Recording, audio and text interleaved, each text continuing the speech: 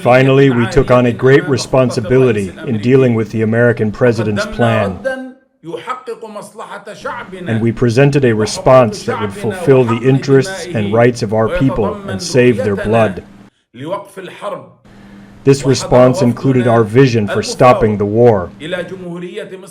Our negotiators traveled to the Arab Republic of Egypt, armed with responsibility and positivity. This enabled us and the resistance to work together to reach an agreement that we can present to our people, the heroes.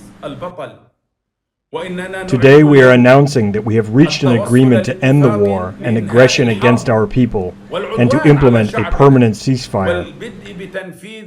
This will involve the withdrawal of occupation forces, the entry of aid, the opening of the Rafah crossing in both directions, and the exchange of prisoners.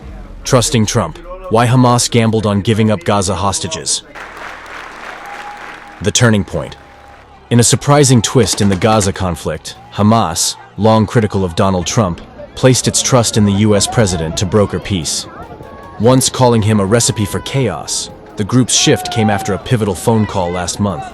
During that call, President Trump mediated directly between Israeli Prime Minister Benjamin Netanyahu and Qatar's Prime Minister, following an Israeli strike in Doha. The strike had targeted Hamas political leaders but failed. Trump's swift apology to Qatar reportedly showed Hamas that he could rein in Israel when necessary.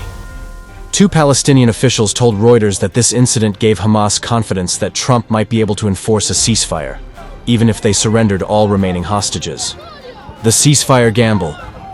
Last week, Hamas signed a Trump-brokered ceasefire, agreeing to release hostages without a full Israeli withdrawal, a move many inside the group see as a calculated gamble. Hamas leaders admitted the risk. Once hostages are freed, Israel could resume its campaign, as happened after a failed January truce. Still, the militant group signed the deal in Egypt's Sharm el-Sheikh, reassured by the presence of top U.S. envoys, including Jared Kushner and Steve Witkoff, alongside regional mediators from Qatar, Egypt, and Turkey. Trump's influence was reportedly felt heavily during the talks. He personally called negotiators several times as the deal took shape, pushing for what he called a decisive step toward lasting peace. Pressure and diplomacy. Sources told Reuters that Trump used his anger over the Qatar strike to pressure Netanyahu into compromise, leveraging his close ties with Gulf leaders. Trump's public assurance that no further Israeli strikes on Qatar would occur was seen by Hamas as a sign of credibility and control. The group also took note of Trump's actions during earlier regional conflicts, including his demand on social media that Israel stand down during the 12-day war with Iran earlier this year. To Hamas, this showed a leader willing to act swiftly, even against allies, to stop escalation. By the time talks resumed in Sharm el-Sheikh, both sides were under immense international pressure to end the war that began with Hamas's October 2023 attacks on Israel. The gamble and the future. While the ceasefire has brought temporary calm, it remains fragile. There are no written guarantees ensuring Israel will continue to honor the deal. Instead, Hamas is relying on Trump's word and the backing of Egypt, Qatar, and Turkey to keep the truce intact. For Hamas, the decision to release all hostages was also a strategic one.